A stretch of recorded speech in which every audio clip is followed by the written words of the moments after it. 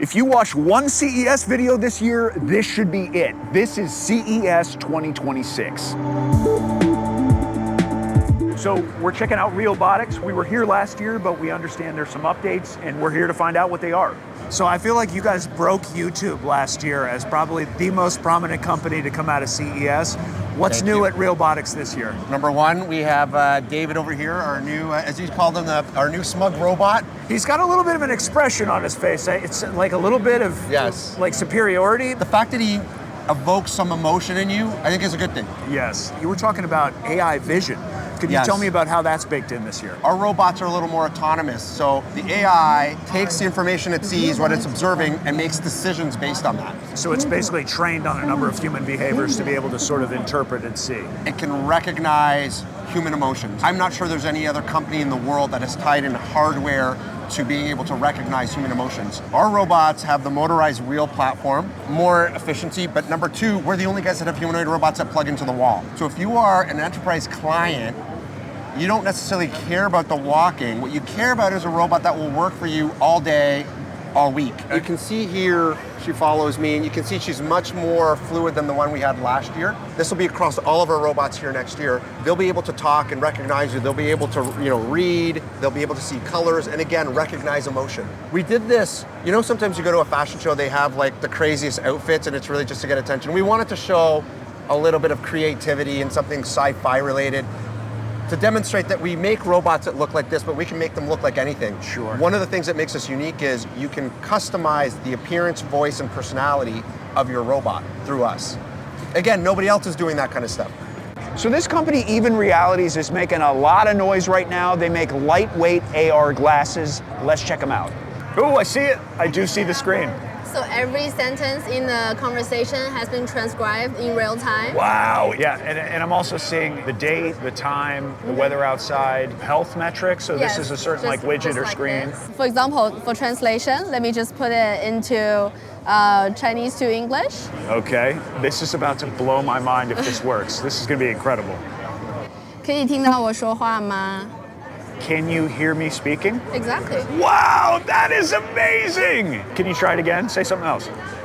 你今天过得好吗? How are you doing today? Exactly. Wow, that is really cool. So first of all, it's a very good pair of glasses. Then it's a very good pair of smart glasses. It's very, very light. It's only 36 grams. They have projector here. Yeah, and so it's projecting from here onto the screen. Yeah, and also here we have two microphones as well. Frame, it's made of magnesium. And this temple made of titanium, very flexible and very tough here. Yep. So this is a touchpad to collect the function that you want to go with. And in that way, we bring the ring as well. It gives you like easy and discrete control. Okay. And the price for the glass itself is $599 US. And for the ring, if you want to buy the ring, it's $249 US. So actually very close to just a normal pair of prescription glasses. Yeah, pretty close. Yeah. So tell me about the Antigravity A1. It's the world's first 360 drone. In the package, it comes with the goggle and also the grip controller. Together with the 360 footage, it provides a very immersive flying experience, which is very different from the traditional drone. It gives you a feeling that you are actually flying in the sky yourself. Do you need a license for this device? No, it's under 250 grams, so it's basically available everywhere. And the retail price is starting from $1,600 and all the way to $2,000. A little pricier than other drones. Yeah, but we have a goggle, so usually goggle charge a lot. So, and also you can use the goggle itself as a VR goggle. Okay, okay. I was a little skeptical whether this would work for a blind guy, but it does seem like it does work. Okay, we're about to take off? Yeah. Yeah, so you can see 360, totally useful for reframing. You just got to get this drone anywhere near what you want to film, and then you're able to reframe. I'm really digging the one-handed control. It seems way easier than the other version. We're back at XREAL. The company announced a couple new AR glasses releases this year, but what I'm most excited about is some of the new functionality that they're baking into these new frames. So here to talk about those and try it out. So the XREAL 1S is really exciting. We just announced it 2 days ago, and here's what it is. It's a mid-gen refresh of our XREAL 1 that came out a full year ago. But here's what we're doing. We go from 1080p to 1200p. We go from a 50-degree field of view to a 52-degree field of view. All those specs go up, and then the price goes down. We're able to take your desktop, your Instagram feed. By the time it leaves the computer and works its way through the glasses, it's now being viewed by you in full 3D stereoscopic format. That's crazy. I'm playing Forza right now, and that's way more 3D. It feels like you're inside the cockpit of the vehicle. I want you to see how embarrassing I am at this game here. Yeah. Ooh! I would say that it's subtle. It doesn't bang you over the head. It's not cartoonish. And how about the Asus ROG XREAL R1? So that's what I got right here. Right here. This is the world's first 240 hertz refresh AR glasses. What this does is we take the best of what ROG does and then marry it with the best of what XREAL does. Big, rich cinematics, lightweight AR glasses. We combine those two superpowers and it's the ROG XREAL R1. Our new 1S, available now. Our ROG XREAL glasses, coming soon, Q2. We are focused on what we can bring to customers right now. So that's $450 or $449. Okay. We've not yet announced the price and availability for R1, but that is a premium gaming setup. I see a mysterious cloth. Can you tell me anything about that we got here? Secrets no, teases yes. We're working on it right now with our partners at Google and Qualcomm. You know what? I think I'm gonna get this year. I'm gonna get a sneak peek Don't right do now. it. Don't do it. Get out of there. I can see the Cut. AI. I see the AI in here. So what do we got here? What's on me? So this is a wearable ChatGPT. It's like a ChatGPT but on your neck. You put it on your neck once in the morning and it will summarize your entire day. It will create action items for you and memories. Let's say you forgot something, let's say you need to walk a dog, it will remind you of that. People love it, people use it, 300,000 users total. That's kind of it. So is it listening all the time or do you have to trigger it to It listen? listens all the time. You can press a button to ask it a question, but it will listen the entire time. Talk to me about how this is different than a device like a Plod or a Humane AI pen. How's this different? Firstly, it's open source. Plot is closed source. You don't know where your data is actually stored. And the second one is this apps marketplace. So we have 2,000 different apps, and you can do whatever you want with them. You can like send Slack events, or you can like create GitHub issues if you're a developer, and many, many more. So the transcripts that are collected by the Omni are then seamlessly sent to these Yes, apps? yes, oh, but only with your authorization. So you can install app means you authorize to share your data with them. Our newest generation of the robot stands at about 6 feet 2 inches tall and can reach as high as 7.5 feet. We're in Boston Dynamics booth at CES 2026, checking out a product that is absolutely blowing up right now online. My name is Mario Bellini, and I lead the Atlas product management team at Boston Dynamics. So Atlas is our flagship humanoid robot, and we have been working in the lab the last couple of years to productize Atlas using all of the latest AI techniques and deliver the robot that you see here today. For the last couple of years, AI techniques have improved enough that we can start to do manipulation, have the robot touch the world, move objects around, understand the world the same way that people do. Can you talk to me about some of the limitations, because I found them particularly impressive in terms of how much this thing can lift, what conditions it can work in, because we're already at some really impressive stats. Yeah, so Atlas can lift up to 110 pounds instantaneously and closer to 70 kind of continuously. So we designed this to handle the dull, dirty, dangerous tasks, the things that are really backbreaking for people to do. It can operate for 4 hours on its battery life, swap its own battery so it can work continuously. Atlas can operate in the rain. It's IP67. It can also handle -20°C to 40°C. Atlas has these joints that can spin all the way around. And so we're inspired by the human form, but not limited by it. How do you see these units coexisting with human beings in the future? So we're not trying to make a robot person. We're trying to make this tool that's relatable, that's understandable, and the choice of the head kind of like whimsical and inviting. It's actually a modular head with the sensors and computer on board. So we've learned from the autonomous vehicle industry about how you can really reliably detect people and hazards around the robot, and the robot has that built in. So this is the ThinkPad Rollable XD concept. It may look similar to what we saw last year, but it was actually completely redesigned, something completely new. So basically you just pause right here for a second, swipe left, and you can see that the monitor rolls up.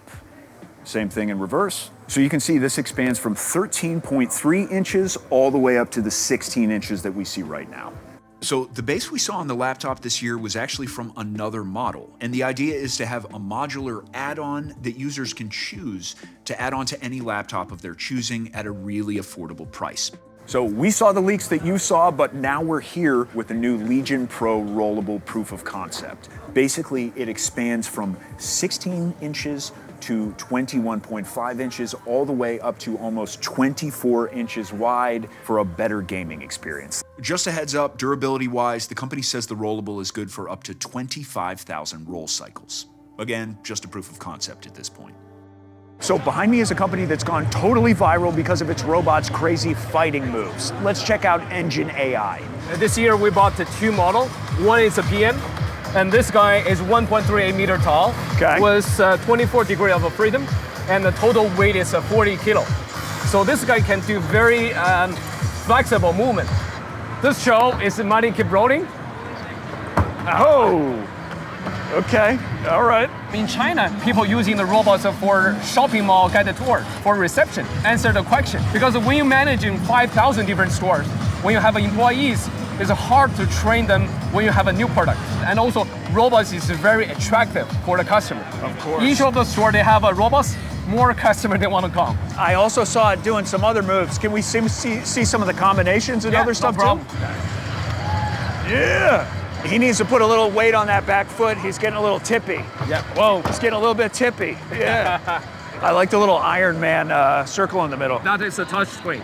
Oh, it's a touch screen, yeah, really? it's a touch screen. Okay. People can program differently.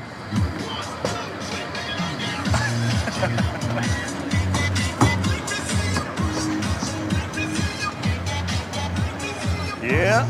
Yep. Yeah. That's pretty good. All right. We have seen a lot of footage of new humanoid robots fighting, and we wanted to see for ourselves with one of the most high-profile companies in the business right now, Unitree and their G1 humanoid robot.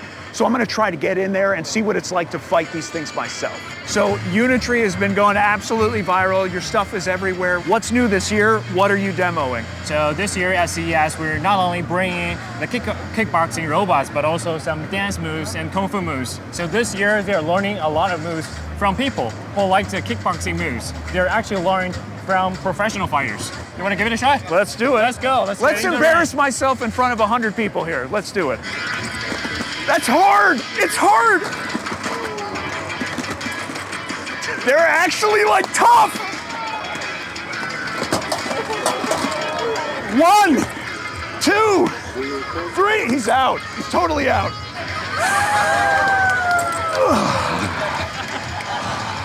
I was not expecting it. I was expecting it to be this silly little plasticky like child's fight, and it was kind of scary. What happens if somebody builds an army of these things? Tensor, the world's first personal robocar. Basically, it's the first robotaxi that the consumer themselves own. Personal robocar, what does that mean?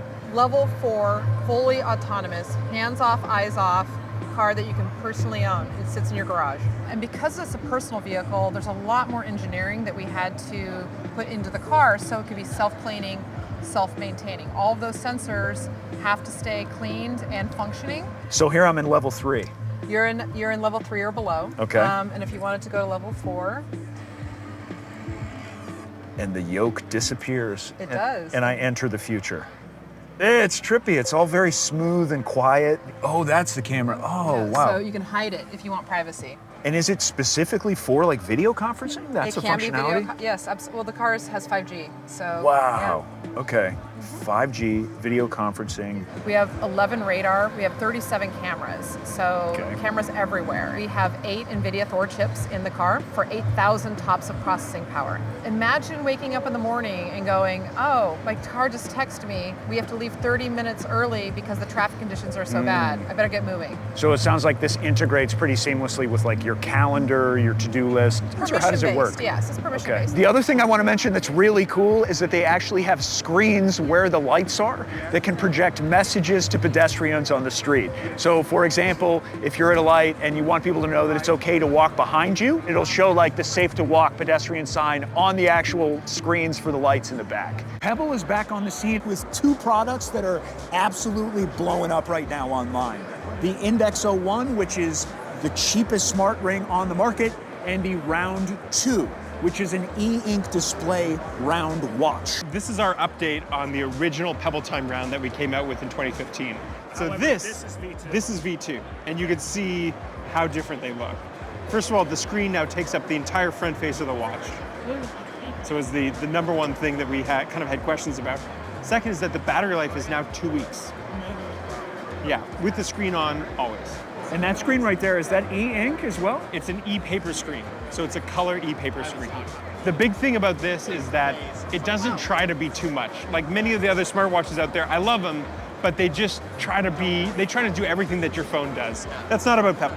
Pebble's about showing you notifications, showing you time, letting you control your music, showing cool watch faces. There's a few apps for it, and the price, it's $199 for this, $225 for this. How about the Index 01 while we still have you? What's that? That's a new idea. So I have this problem. I get ideas during the day, or I remember things, and if I don't write them down that second, I'll just forget them. Does this ever happen to you? Of course, all the time. Exactly. So I find that I'm always taking out my phone. That's the whole product. It records it, it sends it to your phone, and you have this feed we call the index of all the things that you've remembered. It's perfect for setting reminders, setting alarms. I always like asking people hey, what book have you read recently, or what book do you like? I just recently went through a couple Daniel Woodrell books, like the author of Winter's Bone and Woe to Live On. Those are my most recent. Yeah. So I would, it's not your fault, but I would probably not have remembered that. There's just all these things happening, but now I've got a memory there, and it's going to add it to my book list to check out. So it's $75. The big thing about this is that the battery life lasts for years. You never have to charge it. So it has memory here in case your phone's not in range, but if your phone's in range, it sends it to your phone as well. So this is MagitiQ, a company that can make any pair of glasses smart glasses. So what is MagitiQ? Right here. This is the entire device. It tracks your eyesight. Right now, he's currently watching a basketball game. Just by looking at a specific player, it's able to tell you the player's name, the stats, all the information that you want to find out about them. That information is customizable. So let's say I only want to say players' names, that's what's going to show up. There's an AI software in here that you're communicating with. We're actually also working on glasses where you could see the information on the glasses. But for the time being, this is the device, and you communicate with it. The way it works, you said it's compatible with any number of different companies. Any smart device. Any smart device. Yes. What exactly is in that? So there is a microphone, there is a camera. Again, you're communicating with it. So the camera is looking at what you're looking at, and it's also they're tracking your eyesight. And the microphone is so that you can communicate back and forth with it. Now, obviously, other companies like Meta have glasses with the functionality baked into it. What's your sales pitch for why this is a better solution? All our technology is patented, so whatever we specifically do, no one out there can do. Without talking smack about other companies, but this is all protected. This is just so you can have a home, so you can understand more, so you could search up whatever that you want to learn about it within the comforts of just your eyewear. So last year, Roborock introduced the Saros Z70, which made a ton of waves because it was that little robot with the arm that could pick up socks. This year, they're introducing the Saros Rover, a robot with legs that can navigate stairs. There are some robot models out there that exist from other brands that can climb stairs, but this is the first ever that can actually clean as it goes. So how does this thing actually work? There's sensors and AI that's built into the technology, and that's what allows it to actually detect that it's running into the stairs, and then it can detect the height of the stairs and the width and everything. So it's really, really smart technology that's built into all of our robots. And is this a wet clean or a carpet clean or both? It's a vacuum cleaner for now. I believe it should also mop, but for now it can definitely vacuum for now, and that's what we're showcasing today. Essentially, we just want to make life easier for everyone, and obviously if that we can combine the most tech as possible, we definitely would consider pursuing that. Obviously, it's a working model, and that's what we wanted to showcase today. It will be available for the mass market in a year or so. What's the battery life? Again, I think that's something that's going to be perfected over time. Sure. It should have comparable battery life as our other robots. This is LG's CLOiD robot assistant. It's getting a lot of hype right now. We just saw a demo in which CLOiD interacted with a host to open up a refrigerator, get a drink, all different implications for what LG is calling a zero labor home. Welcome to Science Fiction Future begins today. We are showing our CLOiD robot here, which actually is thinking for itself. I'm kind of forgetful sometimes, and at night it's very important that, windows are locked up and that my temperature is set properly and my doors are locked, and CLOiD would take care of that for me automatically. So we have our AI, which we call affectionate intelligence. So all of our appliances will be talking to CLOiD, and with ThinkQ on, it's going to be talking to third-party sensors, so we have that whole home protection, as you were talking about, the whole home scanning. So what makes the LimX TRON series really interesting is that it's multimodal. If you look at the legs, you see that it has interchangeable wheels or feet. It's got tracks on top for a sensor kit or an arm. Essentially, it's a blank slate for the customer. And this is TRON 1, the world's first multimodal bipedal robot. And here we can say, perfect balance capability no matter how you push robot still keep balance, and it's multimodal, so you can just quickly change the foot ends from the solid foot to the wheel mode. So it means that one single robot with 3 different foot ends. And this robot can be used for like security check and patching, and also as a really perfect research platform. I see a company representative over there who's actually controlling this demo right now. Is that how this robot is going to work in the future, or will this thing operate autonomously? How is this thing actually controlled? For now, we use the remote controller to control it move, and in the near future, it can be possible, it can be autonomous move. It's open API, so you can just customize your own solutions. You can install robot arm. This is one solution, and another two is voice kit. And voice kit, to install voice kit, you can just interact with this robot and can integrate with large language models like ChatGPT or Google Gemini to make robots think smarter, can give you a quick response. And also we have a sensor kit. Sensor kit means that there are some accessories like a LiDAR camera and can do autonomy navigation. This is Project Motoko. There's only 2 of these in the world. It's a new product from Razer. It is America's first AI-enabled headphones. When I'm working out, when I'm cooking, when I'm at the airport, I always have a headset on. So we feel like it's just going to really naturally enhance a lot of people's already everyday life. This obviously provides over-the-ear privacy and a little bit better audio experience. We have so far been able to achieve over 30 hours of battery life. I'm going to send you a picture of some of the ingredients that I have. Can you let me know what I'm able to make? All right, I see you've got some really nice ingredients here. With these, you can easily make a delicious pasta dish. You could do a garlicky bacon and tomato pasta with sautéed greens. And you say this also has the potential to capture video as well. Yes, absolutely. And is this recording and listening all the time, or are you triggering it when you want it to listen? Great question, either or. So you can either have them always on, always listening, if you're gaming or working out, or you can have them off completely. You're the only product that I've seen combine these things, a listening device with the camera. I don't think anybody else is doing that. They haven't. Yeah. So Razer's at the forefront. We're really excited, and we just feel like the universal compatibility, the universal form factor, it's going to be a game changer. Where other robotics companies are focused on things like strength and agility, Sharpa is focused on dexterity and precision of movement. At CES, we revealed our full-body robot for the first time. It's called North, and it's been dealing cards, assembling a windmill, taking Polaroid photos, and playing ping pong, obviously. We're watching our full-body robot, North, assembling a windmill. For a robot to accomplish autonomously, it's very, very hard. It's using different types of material. We have paper, we have plastic. Those materials, they have different rigidity. So, you instinctively adjust your grasp depending on whether the material is deformable or rigid. It has to do the same, and that's where the sense of touch and the tactile sensors that we have in the fingertip really matters. Some objects that it has to manipulate are small. Others are long and thin, and it needs to adapt how he positions his finger to be able to properly interact with those objects. So that's a third level of difficulty. So this booth actually is the one that attracts the most robot experts, because we know how difficult it is to accomplish this task. Okay, behind me is a super cool product. It's a haptic glove that lets you physically feel objects in VR. I just pressed a button that caused like a nozzle to shoot out, it looks like steam. Oh my goodness, wow. It's giving you temperature sensitivities. Wow, and you can actually feel it in the palm of the hand and in the fingertips. You can actually feel a cool sensation. The TouchDIVER is a glove that lets you feel and touch and grasp virtual objects during an extended reality application. You can grasp the object and feel this object in terms of stiffness of the object. So the contact force that you apply on it when you grasp it, you feel it on your fingers, and then you feel the rigidity of the object, but also the material, and also the temperature of this object, if it's hot or cold. And now we're going to trigger the red one. Go on the fire. Wow, so now we have an open flame on the red one. Wow, you can actually feel the heat. Yeah, and it's like hot, it's uncomfortable.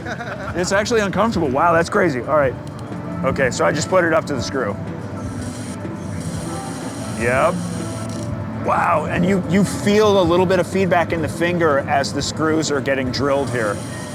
This is the one that feels the roughest so far. The technology, everything else feels so rad. And even this is incredible. Wow.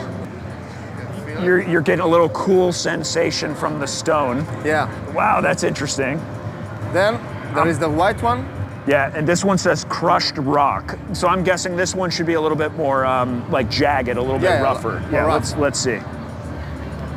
Yeah, you do feel a smoothness difference. There's a little like bumpiness to this guy right here. I feel like the marble's a little bit cooler too. There is a cutaneous feedback that is applied on the finger pad, like something that's a platform that compresses your skin during the interaction, and this gives you the feedback about the because what happens when we touch a real object is this. So I perceive the object because it applies a force on me, and this force is replicated by the touch diver on your finger pad, 5 finger pad and the palm too. Then, on top of it, I feel the temperature, and we are able to render 18 to 42 Celsius degrees, so hot and cold sensations. And when I start sliding on it, I feel the textures, the roughness of the material, and the same we can do with the glove. Talk to me about compatibility with various VR devices. Any kind of VR headset on the market. We are agnostic, let's say. So now we are using a Meta Quest 3, but we are compatible with all the headsets on the market. And typically we are targeting business application, VR training, for instance, or XR training in general, for industrial scenarios, safety training, medical training, but also marketing activations and entertainment. At the moment, the device is a business device, since also the price is 6,000 euros for the pair of gloves. So it's something that is typically targeting business for this, but the direction is this one. The target market is the gaming, and we are also using AI tools to make this process as fast as possible. So this new TV proof of concept from TCL can turn any 2D video content into 3D in 8K, and it's actually good. We use the lenticular lens on the surface of a normal LCD, and we also use the algorithm to change 2D contents into 3D, and you can get the 3D performance at 114 degrees. So you can move free in front of our TV and get a suitable 3D performance. Yeah, I would love to see the change of depth if we could do that. Can you show that? As you see the bar up top, it actually allows you to adjust the depth. There's more separation between the subject and the background. And the quality is actually really good. You see other 3D products and it's a little blurry, or there's the color offsets, and there's none of that garbage here. There is no eye tracking here. It works no matter your angle of view too. Yeah, this feels like a big step forward in terms of technology.